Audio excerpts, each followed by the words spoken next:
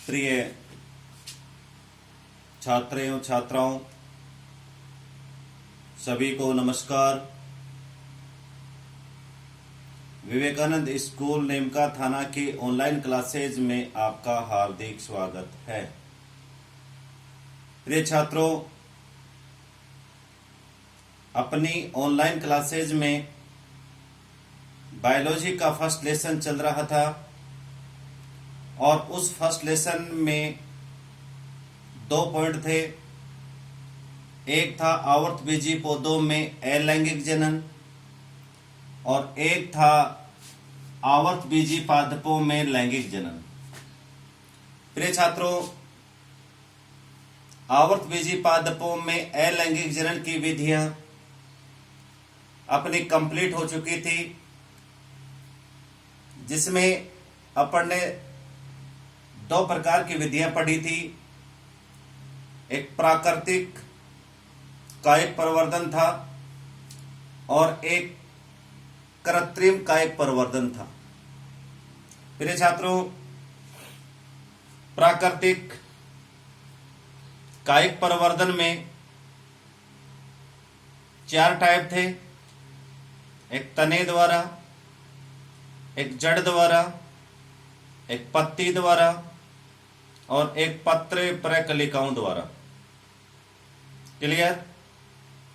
Second point था कृत्रिम कायिक प्रवर्धन। कृत्रिम कायिक प्रवर्धन में 3 विधियां थी। एक था कर्तन, एक था दाब विधि और एक था रोपण। कर्तन के 2 पॉइंट थे, एक स्तंभ कर्तन और एक मूल कर्तन। इसी प्रकार दाब विधि भी 2 प्रकार की थी, टीला दाब विधि और एक थी गुट्टी या वायुदाब विधि। थर्ड थी रोपण, जिसे ग्राफ्टिंग कहते हैं। इसमें मुख्य रूप से 4 विधियां काम में ली जाती हैं। 4 विधियों में जो फर्स्ट विधि थी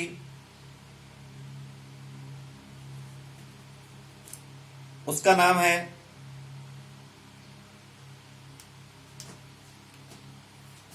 जिव्यारोपण, दूसरी है फत्सर रोपण, थर्ड है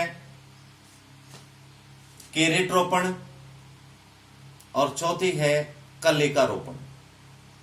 इस प्रकार से अलैंगिक जनन की सभी विधियां कंप्लीट हो चुकी थी। आज अपना पॉइंट है आवर्तबीजी पादपों में लैंगिक जनन। प्रिय छात्रों, आपको पता है लैंगिक जनन विकसित पादपों में पाया जाता है और लैंगिक जनन के लिए विकसित प्रकार के जननांग पाए जाते हैं। इन आवर्तबीजी पादपों में लैंगिक जनन के लिए एक परिपक्व पुष्प पाया जाता है।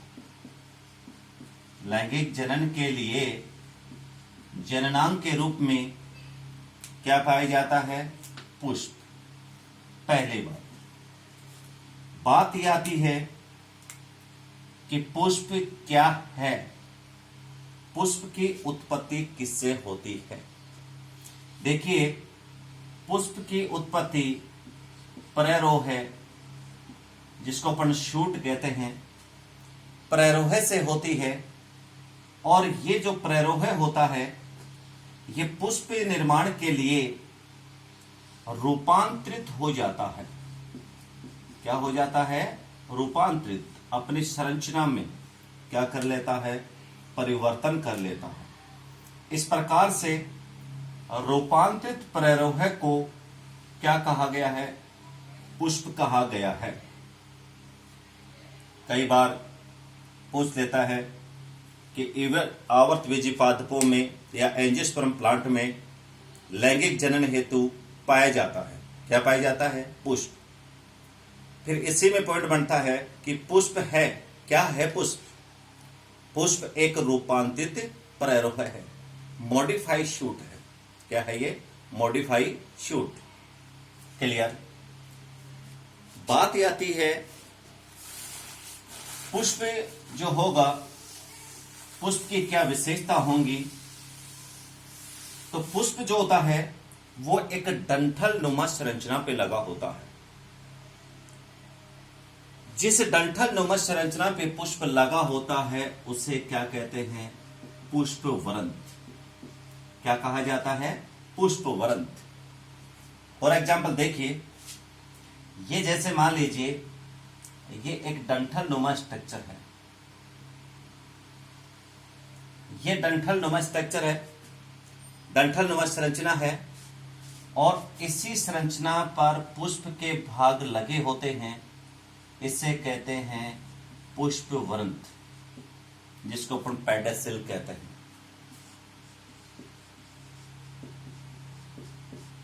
पेडसिल। इस पुष्पवृंत का ऊपरी भाग, ये ऊपरी भाग, ये जो शीर्ष भाग है, ये शीर्ष भाग चौड़ा और फैला हुआ होता है। क्या होता है? चौड़ा और फैला हुआ होता है। इस चौड़े मोटे फूले हुए भाग को क्या कहा जाता है? इस भाग को कहते हैं हाइपोथैलेमस, या इसको कहते हैं पुष्पासन। पुष्पासन, थैलेमस।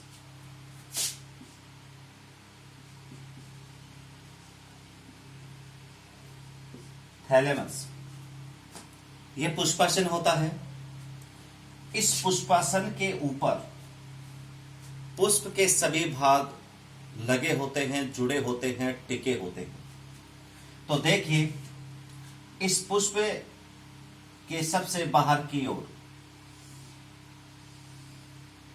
सबसे बाहर की ओर एक हरे रंग की संरचना जुड़ी होती है। इस हरे रंग की संरचना को कहते हैं बाह्य दल, और इसको इंग्लिश में कहते हैं कैलिक्स। क्या कहा जाता है? कैलिक्स। फिर इसके अंदर की ओर रंग बिरंगी पंखुड़ियां पाई जाती हैं। रंग बिरंगी क्या पाई जाती हैं? पंखुड़ियां पाई जाती हैं। ये रंग बिरंगी पंखुड़ियां होती हैं, और ये रंग बिरंगी जो पंखुड़ियां होती हैं, कैसी है ये? रंग बिरंगी। ये रंग बिरंगी पंखुड़ियां होती हैं। इन पंखुड़ियों को क्या कहा जाता है? दल। और इसे इंग्लिश में कोरोला। क्या कहा जाता है? कोरोला। इस कोरोला के अंदर की ओर, यहां पर अंदर की ओर इस प्रकार से एक लंबी तंतुनुमा संरचना लगी होती है। इस लंबी तंतुनुमा संरचना को क्या कहा जाता है?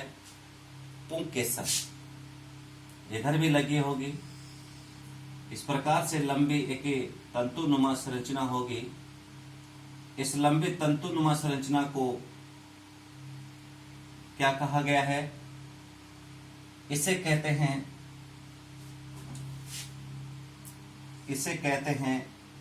पुंकेसर। पुंकेसर। और सबसे बीचों बीच में यहां पर,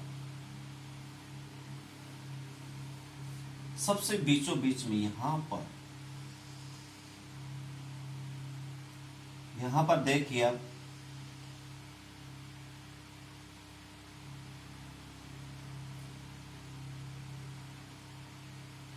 ये भाग है।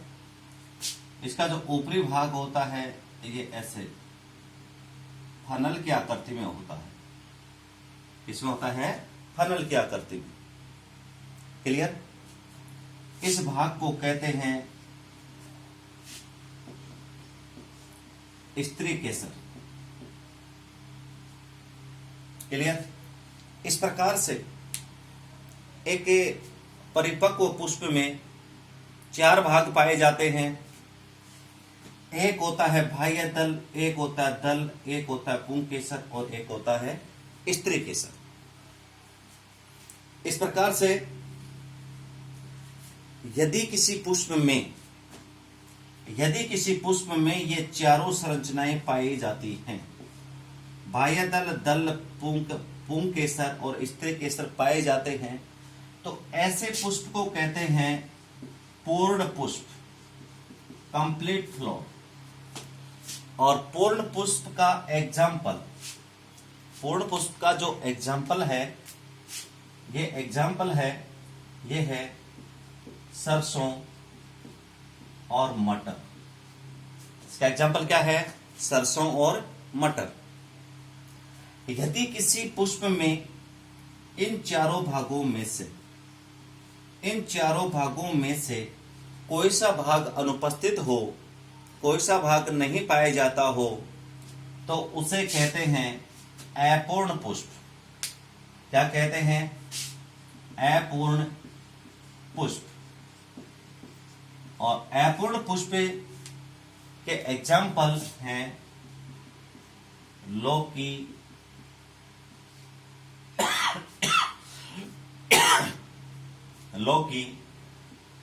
और पपीता। इस प्रकार से पुष्प दो प्रकार के होते हैं, एक पूर्ण पुष्प होता है, एक अपूर्ण पुष्प होता है। प्रिय छात्रों, आपको पता है कि पौधों में लैंगिक जनन के लिए इस पुष्प का होना आवश्यक होता है। अब आपको यह भी पता होगा कि जो बाह्य दल है ये हरे रंग का होता है। किस कलर का होता है? हरे रंग का। और ये जो दल होता है ये रंगीन होता है। रंगीन का मतलब ये होता है लाल हो सकता है, पीला हो सकता है, बैंगनी हो सकता है, कैसे भी कलर लेगा। और इन्हें अपन जनरली पंखुड़ियां कहते हैं। क्या कहते हैं? पंखुड़ियां। तो बाह्य दल होगा वो हरे रंग का होगा और दल होगा वो रंगीन होगा। क्लियर? आपको ये भी पता है ये जो दोनों भाग हैं, ये दोनों भाग जनन की क्रिया के लिए आवश्यक नहीं होते हैं, बल्कि जनन के लिए सहायक होते हैं, जनन में ये हेल्पफुल होते हैं।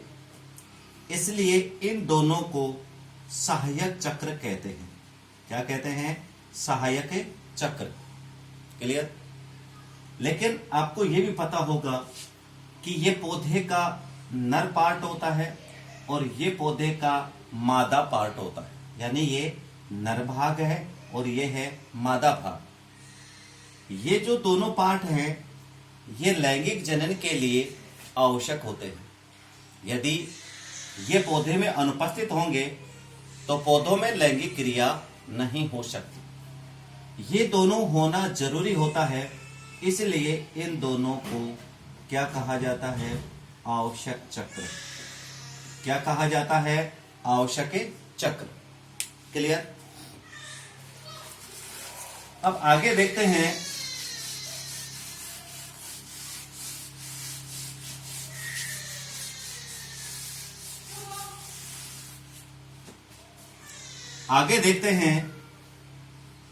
एक परिपक्व पुष्प होता है। पुष्प के भाग, परिपक्व पुष्प में कौन कौन से भाग पाए जाते हैं? फ्लोर पार्ट कौन कौन से होते हैं? जनरली ये देखा गया है कि जो परिपक्व पुष्प होता है उसमें मुख्य रूप से 4 भाग पाए जाते हैं। कितने भाग पाए जाते हैं? 4। देखिए, इसमें फर्स्ट जो पार्ट होता है इसे कहते हैं बाह्य दल पुंज। क्या कहा जाता है? बाह्य दल पुंज। और इसे इंग्लिश में कैलिक्स कहते हैं। क्या कहा जाता है? कैलिक्स। क्लियर? प्रिय छात्रों, बाह्य दल पुंज की क्या विशेषता होती है? इसका पहला पॉइंट है यह पुष्प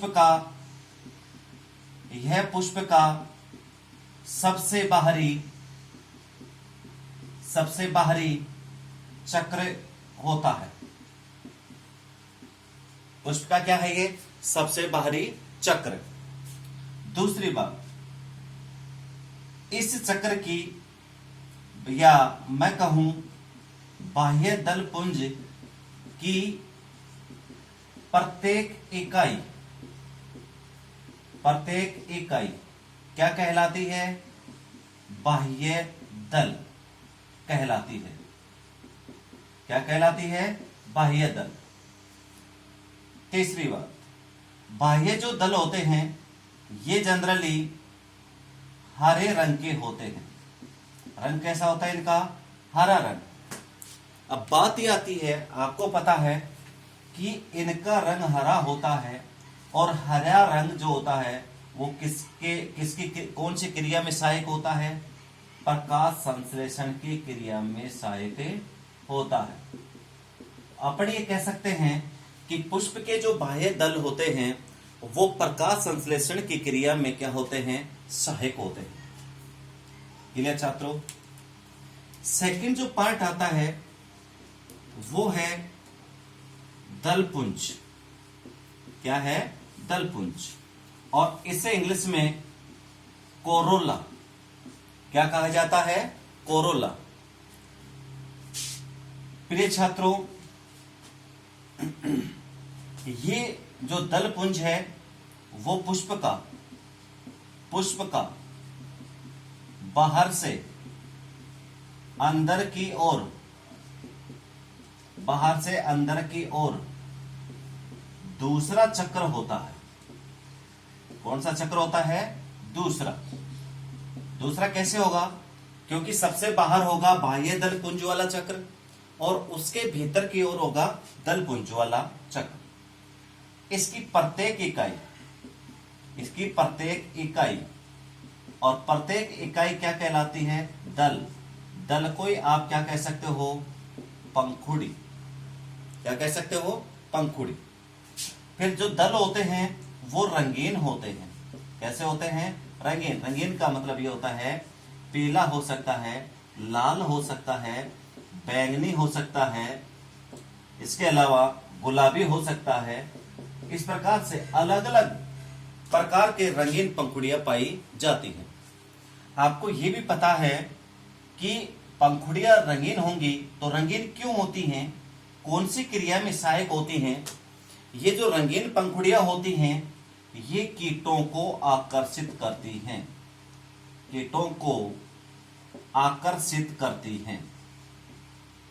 और आपको पता है कि कीट जो होते हैं वो इन पौधों में परागण क्रिया करवाते हैं। कौन सी क्रिया करवाते हैं? परागण क्रिया। क्लियर? आपको पता है बाह्य दल और दल, जो बाह्य दल है और जो दल है इनका डायरेक्ट जनन में कोई योगदान नहीं होता है। जनन में डायरेक्ट योगदान न होने के कारण से इन दोनों चक्रों को मिलाकर कह देते हैं सहायक चक्र। क्या कह देते हैं? सहायक चक्र। क्लियर? फिर तीसरा जो पार्ट आता है वो है आपका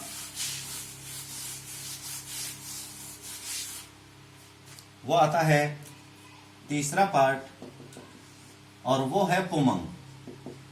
क्या है? पुमंग, एंड्रोसियम, जिसको इंग्लिश में कहते हैं एंड्रोसियम। देखिए ये पुमंग है वो पौधे का, पुष्प का नर जननांग होता है। क्या होता है ये? नर जननांग। पुमंग में 3 भाग होते हैं। एक होता है परागकोश, एक होता है पुतंतु और एक होता है योजी। अब इसमें कैसे होगा? देखिए ये एक लंबा डंठल नुमा भाग होता है, इसे पुतंतु कहते हैं। इसके शीर्ष भाग पर 2 पालियां लगी होती हैं और इन पालियों में पराग कण भरे होते हैं। तो इन दोनों पालियों को कहते हैं परागकोश। क्या कहते हैं? परागकोश, जिसको एंथर भी कहते हैं। और इन दोनों को जोड़ने वाला जो ऊतक है वो कहलाता है योजी ऊतक। और ये जो लंबा डंठल भाग होता है ये कहलाता है पुतंतु। इस प्रकार से पुंकेसर में ये 3 भाग होते हैं, पराकोश होता है, योजी होता है, उत्तक होता है, और पुतंतु का जो निचला भाग होता है ये जुड़ा होता है किससे? ये जुड़ा होता है थैलेमस से। किससे जुड़ा होता है? थैलेमस, जिसे पुष्पासन भी कहते हैं। इस प्रकार से ये आपका तीसरा पॉइंट हुआ। और उसके बाद में चौथा पॉइंट आता है। चौथा पॉइंट है जायांग, जिसको गाइनोसियम कहते हैं, जिसे गाइनोसियम कहते हैं। देखिए, ये जो गाइनोसियम है ये मादा जननांग होता है, और इस मादा जननांग में भी 3 भाग होते हैं। एक होता है वर्तिकाग्र, एक होता है वर्तिका, और एक होता है अंडाशय। क्या होता है? अंडाशय। इसकी प्रत्येक जो इकाई होती है वो क्या कहलाती है? स्त्री केसर या अंडक। इसकी प्रत्येक इकाई को क्या कहते हैं? स्त्री केसर या अंडक। यदि इसकी संरचना की बात करें तो एक लंबी नलिका होती है, यह लंबी नलिका है, यह लंबी नलिका है, और इस लंबी नलिका को कहते हैं वर्तिका। क्या कहते हैं? वर्तिका, जिसको स्टाइल भी कहते हैं। क्या कहते हैं? स्टाइल। इसके बाद में इस वर्तिका का निचला भाग होता है, यह बल्ब की तरह फूला हुआ होता है, ऐसे बल्ब की तरह फूला होता है, और इस भाग को कहते हैं अंडाशय। क्या कहते हैं? अंडाशय, जिसको इंग्लिश में ओवरी कहते हैं। इसका जो ऊपरी भाग होता है, ये ऊपरी भाग फनल की शेप में होता है, और इस भाग को क्या कहते हैं? वर्तिकाग्र, जिसको इंग्लिश में स्टिग्मा कहते हैं। क्या कहते हैं? स्टिग्मा। ये जो अंडाशय है, इस अंडाशय की भित्ति से क्या जुड़े होते हैं? इस अंडाशय की भित्ति से ये जुड़े होते हैं बीजांड। क्या जुड़े होते हैं? बीजांड। इस प्रकार से ये एक स्त्री केसर और अंडक की संरचना होती है, जिसका ऊपरी भाग वर्तिकाग्र होता है, बीच वाला भाग वर्तिका होता है, और नीचे वाला भाग क्या होता है? अंडाशय होता है। ये जो वर्तिकाग्र होता है वो इस प्रकार से बना होता है कि पराग कणों को ग्रहण कर सके। जब हवा के साथ पराग कण आते हैं उस समय इनको ग्रहण किया जाता है। तो इस प्रकार से साथियों, अपना फर्स्ट लेसन कंप्लीट हो चुका है। यह लैंगिक जनन का इंट्रोडक्शन था। कल अपना होगा second lesson. Thank you. Okay.